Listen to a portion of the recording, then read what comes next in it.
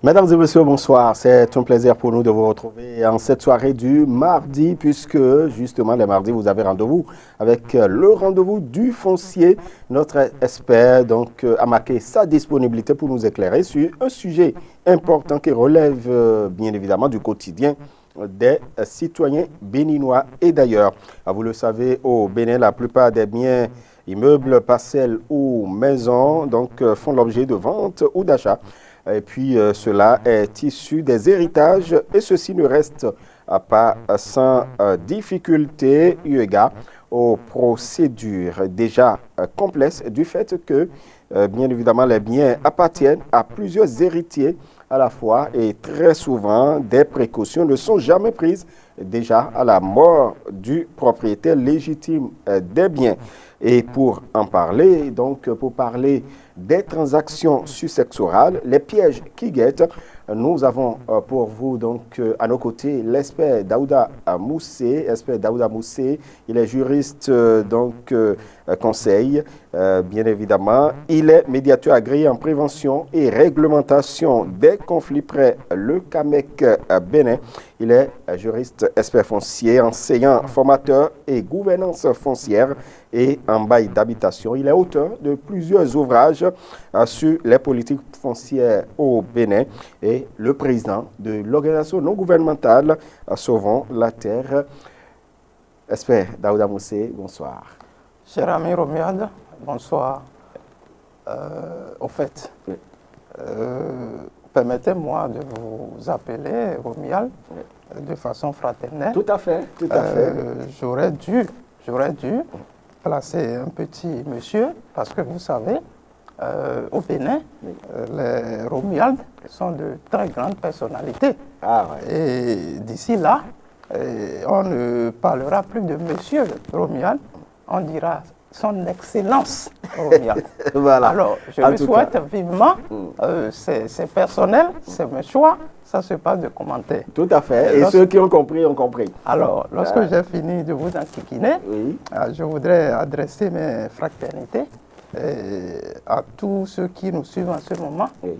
Ainsi qu'au personnel de votre chaîne. Tout à fait, très bien. Merci pour la disponibilité aussi. Merci à vous. Et nous abordons une thématique très importante. Vous savez, dans le quotidien, il peut arriver que des héritiers soient confrontés à un certain nombre de difficultés parce qu'ils ont hérité d'une propriété, par exemple, alors que les dispositions afférentes n'ont pas été prises. Expert Moussé, voilà, ma première question, je voudrais dire à nos amis téléspectateurs que c'est bien évidemment une évidence que parfois dans le quotidien de ces héritiers, il y a des difficultés. Et puis la première question que je vous fais, expert Moussé, dites-nous en quoi consiste la liquidation de succession lorsqu'une personne décède.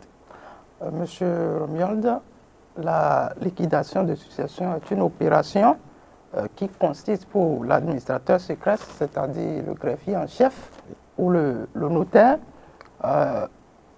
de procéder à la sortie des biens immeubles du patrimoine du décugiste, c'est-à-dire la personne décédée, pour les ramener dans le patrimoine des héritiers.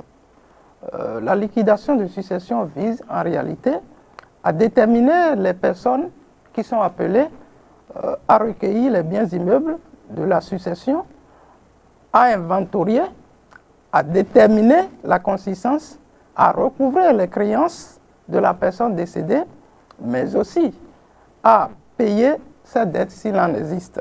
Alors, de façon plus simple, M. Romuald, la liquidation de succession consiste à organiser, gérer et décider de la destination des biens immeubles dans le cadre de la succession. M. Romuald, je voudrais apporter deux importantes précisions dans le cadre de la liquidation de la succession. Alors, la première, la liquidation de la succession ne doit pas se confondre au partage des biens immeubles laissés.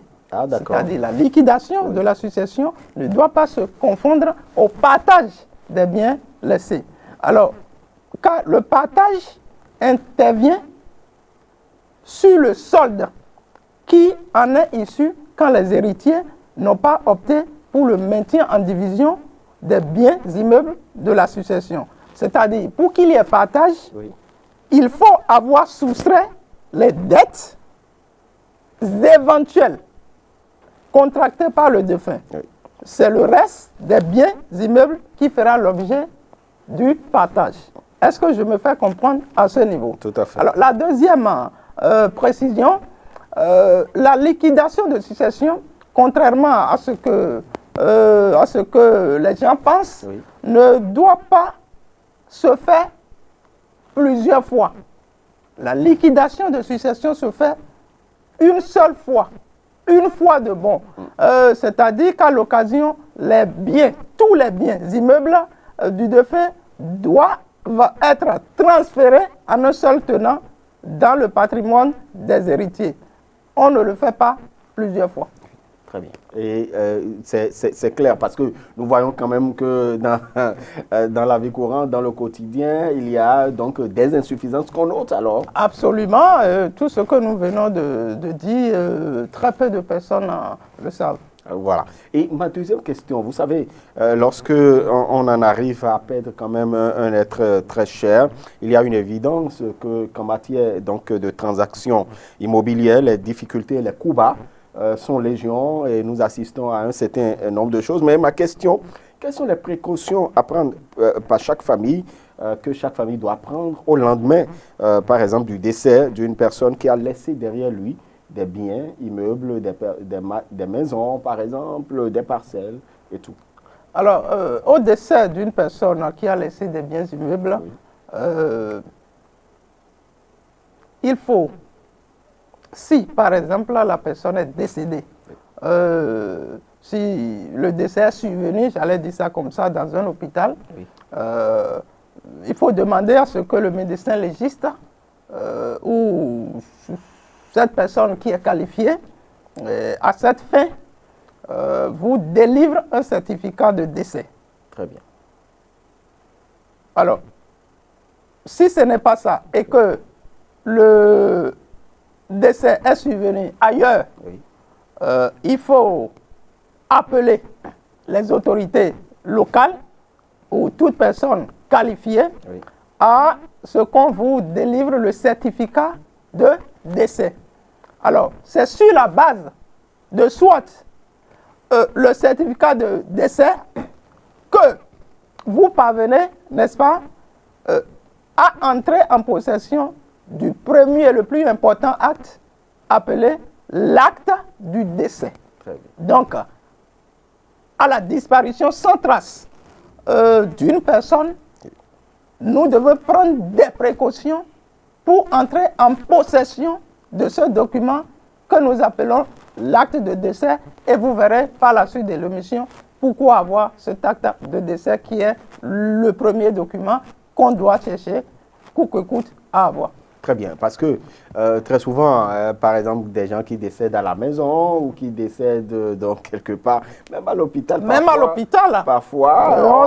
On s'empresse de prendre le corps, surtout en Afrique, à la morgue, ou bien si c'est un musulman, directement au cimetière. Et puis c'est fini là, voilà. Dieu l'a rappelé, et puis bon, c'est fini. C'est des années plus tard que le cas de partage de l'héritage se pose, et puis bon voilà, on pense régulariser, ça coince, ça a perdu, et puis bon voilà un peu, c'est pour ne pas s'enliser dans ce genre de problème que nous sommes ici aujourd'hui. Tout à fait, et vous faites bien de pouvoir quand même insister sur ce fait, mesdames et messieurs. Vous avez compris ce que notre expert donc, disait, je le rappelle bien. Après le décès constaté soit à l'hôpital, soit à la maison, vous devez, si c'est à la maison ou ailleurs, vous devez quand même faire appel aux autorités locales pour qu'on constate et qu'on puisse délivrer un certificat de décès. Et puis après, vous devez avoir un acte de décès. Voilà. Et ça, c'est important d'avoir un document pareil. C'est vraiment important. Mais lorsque, expert Moussé, lorsque l'on en arrive à avoir l'acte de décès, après l'acte de décès, est-ce que la famille est-elle à l'abri des difficultés? Non, monsieur Romuald, il reste du chemin. Il reste du chemin, mais c'est la pièce c'est l'une des pièces les plus importantes. Et après l'acte de décès, Oui. Puisque nous parlons des transactions successorales, c'est-à-dire la vente des biens issus de l'héritage. Alors, donc, si le projet, c'est de vendre les biens, alors, après l'acte de décès, si nous voulons procéder par la voie notariale, puisque aujourd'hui, pour vendre, soit vous procédez par la voie notariale, c'est-à-dire le cabinet du notaire, oui. soit vous passez par le tribunal. Alors, lorsque nous sommes dans les couloirs du notaire, oui. Après l'acte de décès, il faut notamment, je cite dans l'ordre et dans le désordre, il faut l'acte de notoriété. Rédigé, c'est un document, rédigé par le notaire. Il faut le document d'inventaire des biens immeubles laissés par le défunt. Il faut la déclaration de mutation par décès. Il faut l'attestation de propriété.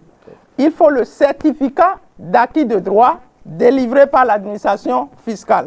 Alors, voilà un peu tous les documents que la famille doit chercher à entrer en possession lorsqu'elle est en phase de vendre des biens issus de l'héritage. Très bien. Et ça, c'est le processus par la voie du notaire. Voilà. Et maintenant, pas la procédure alors du tribunal. Alors, par la procédure du tribunal, en français facile, oui. Il faut d'abord l'ordonnance de désignation de liquidateur, de succession. Et il faut l'acte de décès, ça revient. Il faut l'attestation de non-appel ou de non-opposition. Oui. Il faut délivrer, bien entendu, par le tribunal. Il faut le titre de propriété, c'est-à-dire le titre foncier ou tout acte, voilà. Il faut l'autorisation de vente du tribunal. Alors, donc, lorsque vous avez tous les documents dont je viens de citer, vous êtes de façon légale sur le bon chemin de pouvoir vendre vos biens immeubles. Très bien. Voilà. Mesdames et messieurs, transaction successorale, il faut pouvoir donc suivre soit la voie notariale ou soit la procédure du tribunal. Et vous en savez un peu plus, on n'est plus ignorant hein, de ces choses. Absolument. Grâce à vous, expert Moussé. Mais l'autre question, c'est de savoir, lorsqu'une personne décède, qui sont ceux-là qui ont droit d'hériter les biens immeubles et toute autre chose? Alors, est-ce que ce sont les enfants, la femme, les parents, les oncles, les tantes, les grands-mères et tous ceux-là qui sont dans la famille? Ah oui, je constate que, comme tout le monde, hein, surtout quand la personne a été riche, je dis a été riche parce qu'elle est déjà décédée, vous voyez de tous les schémas, de toutes les couleurs, tout le monde est devenu la personne la plus rapprochée. Oui. On veut en découdre même avec les héritiers légitimes. Oui. Des fois, on arrive même à les priver. Oui. Ça se passe dans les familles. C'est-à-dire, voilà, vous voyez le monsieur ou la dame décédée, et puis ce sont des parents lointains et qui viennent peut-être saisir déjà les biens meubles, la voiture, la clé de scie. On cherche même à entrer dans la chambre du défunt et rapidement fouiller les documents importants, c'est-à-dire des maisons, des parcelles, etc. Et pendant que la désormais veuve est en train de pleurer, de penser à beaucoup de choses.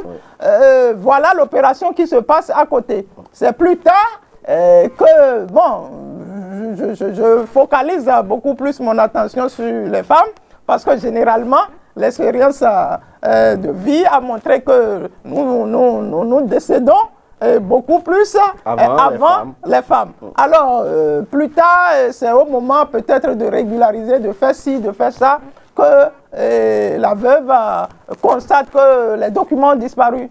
Alors, qui a droit à l'héritage? Le code de la famille et les tests sont clairs aujourd'hui. Vous avez les parents, oui. Vous avez les enfants du parent décédé. Est-ce que je me fais comprendre?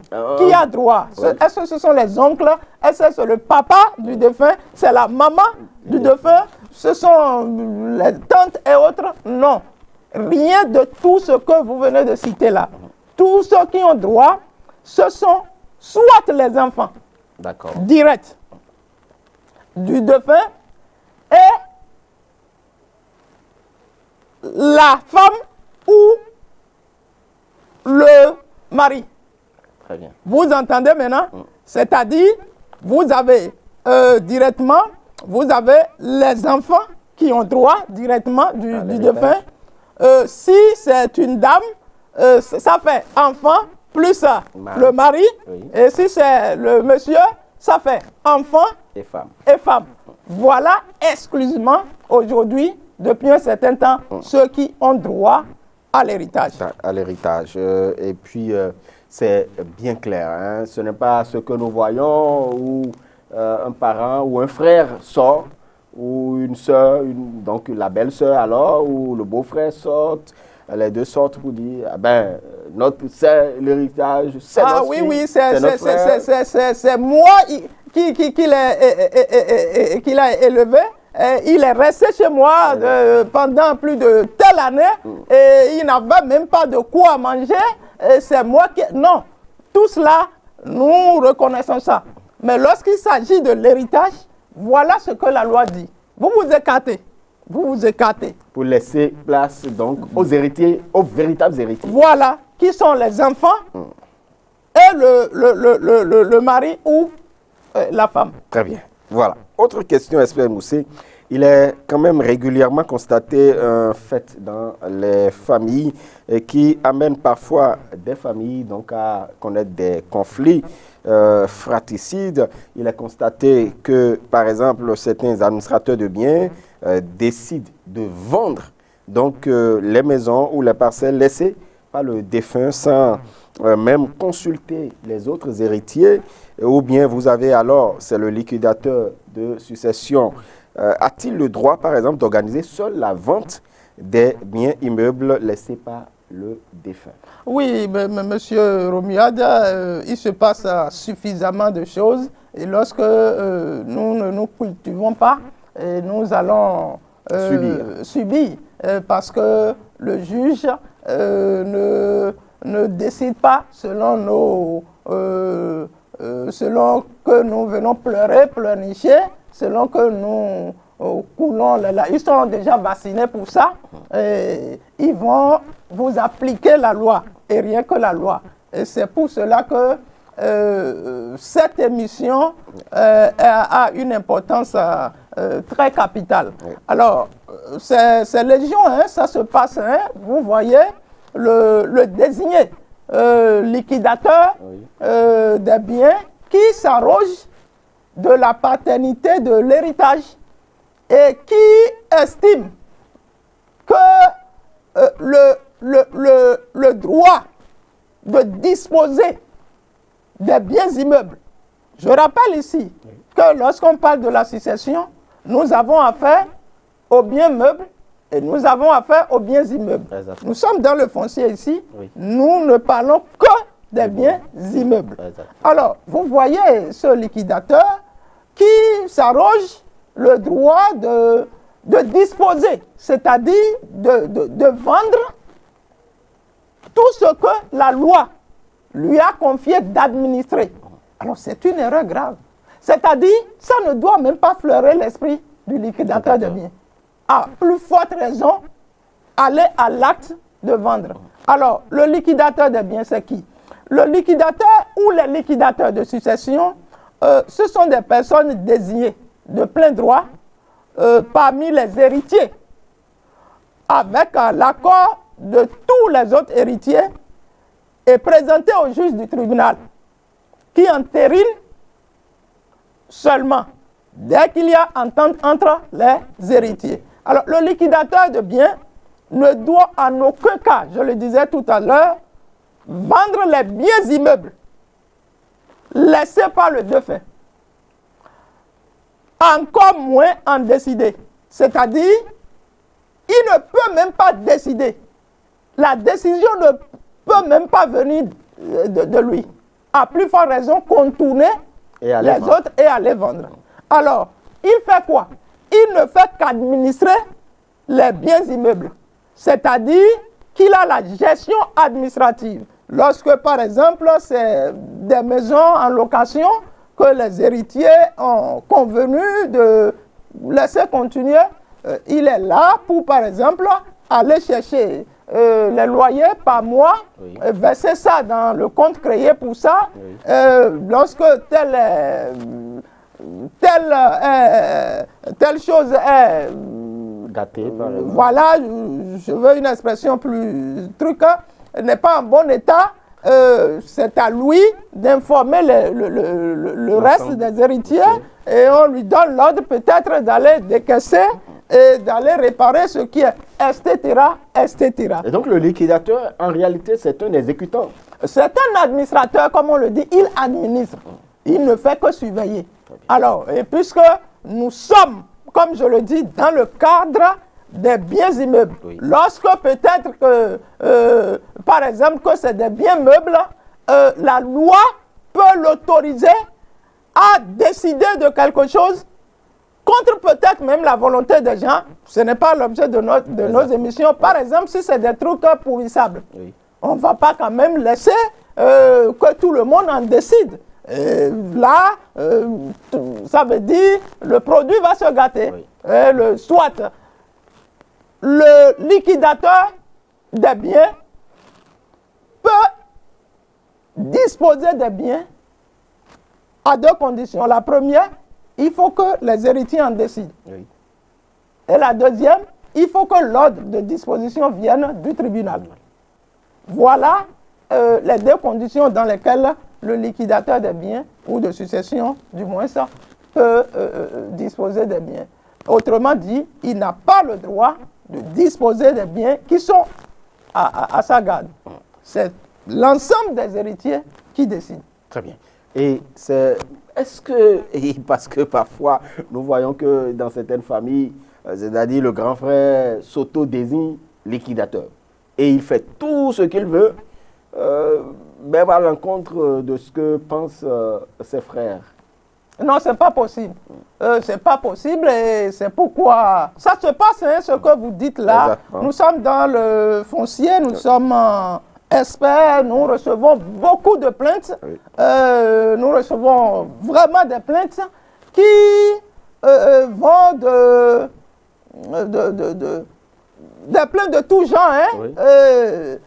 Ils s'arrogent, comme on le disait, c'est-à-dire, contre toute attente, vous voyez quelqu'un qui va placer une plaque sur un terrain qui appartient. Et c'est lorsque vous êtes prêts, les intéressés sont prêts maintenant à conclure l'acte, quand on te dit, bon, amenez les documents que vous avez en votre possession qui prouvent que c'est pour vous. Vous voyez sur la convention de vente que c'est pour des héritiers, c'est pour une collectivité, etc. Donc c'est très grave. Le liquidateur de succession, le gardien des biens, en français facile, n'a pas le droit de disposer, c'est-à-dire de vendre en français facile les biens qu'il a la charge de garder. Très bien. Et ça, c'est bien clair. Et lorsque nous arrivons où une famille, les héritiers arrivent à voir tous les documents, comment procéder alors pour sa vente? Ou pour la vente donc de l'héritage ou de ces biens immeubles? Alors, on va essayer peut-être dans le processus d'organiser en des points. Au point A, lorsque la famille, les héritiers arrivent, comme nous l'avons vu, à avoir tous les documents utiles pour la vente. Alors, premièrement, il faut déjà noter, comme je le disais, que les héritiers tous les héritiers doivent se présenter pour signer l'acte de cession. Tous les héritiers? Tous les héritiers, devant le notaire. Ça se passe désormais devant le notaire. Alors, tous les héritiers doivent se présenter pour signer l'acte de vente. Lorsqu'un héritier est empêché, puisque ça peut venir, il a l'obligation de mandater un autre héritier au fin de signer à sa place. C'est le premier acte, ça. Alors, un autre point, il faut signaler que, comme je le disais, le ou les biens immeubles du patrimoine de la personne décédée, pour être remis dans les mains des héritiers, ne portera pas le nom de tel ou de tel. Je me fais comprendre parce que je suis sûr que vous n'avez pas compris. Vous voyez, c'est par exemple Monsieur Marché qui est décédé. Oui. Alors, les biens que Monsieur Marché aurait laissés portent Marché, si c'est un bien. Alors, lorsqu'on veut vendre, jusque-là, quand le notaire va procéder à la mutation, c'est-à-dire va sortir ses biens du patrimoine du DQJ, la personne décédée, oui, pour remettre ça dans le patrimoine des héritiers, si un héritier s'appelle Jean, tout de suite, il n'y aura pas un bien immeuble en son nom. Tous les biens immeubles seront d'abord en indivision, c'est-à-dire pour l'ensemble des héritiers, oui, et vous allez voir les héritiers du feu marché. Très bien. C'est ce que va porter le titre foncier, puisque ça appartient désormais à l'ensemble. Voilà. Alors, lorsqu'ils vont décider de partager les biens, ça pourrait quitter les héritiers du feu pour être muté au nom de chacun maintenant. Voilà. Et quitte à chacun de vendre ou de garder son bien. Mais ici, nous parlons de la vente. Oui. Alors, après ça, comme je le disais, le notaire, les héritiers sont là pour signer. Mais entre-temps, une transaction foncière, peut-être qu'on reviendra plus amplement sur ça, oui, il y a des formalités administratives, oui, en dehors du cabinet de notaire. Les héritiers auront à payer ce qu'on appelle la taxe sur les plus-values immobilières au service des impôts, la TPVI, okay, et le bénéficiaire, celui qui veut acheter l'acquéreur, aura, n'est-ce pas, à payer le droit d'enregistrement. Alors, enfin, lorsque tout cela est fait, oui, le notaire compose donc le dossier et passe ce titre foncier à l'ANDF pour la mutation. Voilà un peu, de façon schématique, comment la vente se fait. Par la voie, donc il faut solliciter le notaire, mais en ce qui concerne la voie, il y a quand même une autre procédure. Et il y a quand même une autre procédure, puisque on a une première procédure. Et, bon, pas une première, il n'y a pas une première, il n'y a pas une deuxième. Nous avons commencé par le notaire. Exactement. Et nous avançons par le notaire. Oui. Et nous avons eu des documents, oui, par la voie du notaire. Exactement. Et nous avons eu la procédure, nous venons de voir la procédure de vente par la voie du notaire. Et nous avons eu des documents par la voie du tribunal. Et nous allons voir la procédure par la voie du tribunal. Allons-y alors. Alors, il faut déjà avoir l'ODLS, l'ordonnance de liquidation de succession. D'accord. Alors, il faut d'abord avoir l'ordonnance de clôture de liquidation de succession. Il faut le quitus fiscal du DQJ. Il faut l'acte de décès. Il faut l'attestation de non-appel et de non-opposition. Il faut les documents de propriété. Quand on dit ça, visiblement aujourd'hui, c'est le titre foncier. Alors, dès que vous avez tout cela, il y a eu une nouvelle audience qui est programmée au tribunal. Et les ayants droit sont invités, alors par le juge, pour confirmer la décision unanime de vendre les biens en question. Vous voyez, oui, que c'est différent de la voie du notaire. Exactement. Alors, lorsque les héritiers confirment, acceptent chacun que oui, nous avons accepté vendre nos biens, voilà, c'est ensuite que le juge maintenant délivre un document qu'on appelle le jugement portant autorisation de vendre des biens immeubles. Voilà un peu comment ça se passe. Mais ce que les gens font généralement, à l'obtention du jugement portant autorisation de vendre des biens, ils estiment qu'il peut maintenant aller voir Monsieur X pour dire, puisque je détiens l'autorisation de vente du tribunal, viens, j'ai tel immeuble, je peux vous le vendre. C'est une erreur. Voilà. C'est une erreur et pourquoi? Vous commencez par le tribunal, mais vous finissez cette fois-ci par le notaire. Voilà. Pourquoi? Parce qu'avec l'autorisation de vente du tribunal, les biens immeubles continuent de porter le nom du décédé. C'est-à-dire le nom de la personne décédée. Oui. Or, vous ne pouvez pas vendre un bien immeuble qui ne porte pas votre nom. Non. Quand bien même le tribunal vous a déjà autorisé. Vous vous dirigez finalement vers le notaire avec le document du tribunal. Maintenant, le notaire passe à la mutation du titre foncier à travers l'Agence nationale du domaine et du foncier qui mute alors le bien immeuble en votre nom. C'est maintenant que la vente est totalement possible. Voilà un peu comment ça se passe. Voilà, mesdames et messieurs, en tout cas, nous avons eu beaucoup de précisions que certainement beaucoup de nos concitoyens y auraient, ce qui fait qu'il y a énormément de conflits, énormément de difficultés dans les transactions successorales. En tout cas, vous avez suivi ces explications de notre expert Daouda Moussé pour pouvoir éviter ces pièges, parce que la thématique que nous abordons, comme vous le voyez au bas de votre écran, c'est bien donc les transactions successorales, les pièges qui guettent, et vous avez eu plus amplement donc des informations sollicitées, les personnes à même de vous aider à avoir les informations qu'il faut. Donc notre expert, le notaire et bien d'autres personnalités qui sont les spécialistes de la question, et cela vous permet de ne pas perdre du temps aussi, de ne pas se lancer également dans des bagarres, dans des coups bas, dans un certain nombre de conflits. Vraiment, Matin Libre Télévision vous remercie, expert Moussé, pour justement cette disponibilité toujours renouvelée pour nous éclairer sur des thématiques qui touchent au quotidien des Béninois.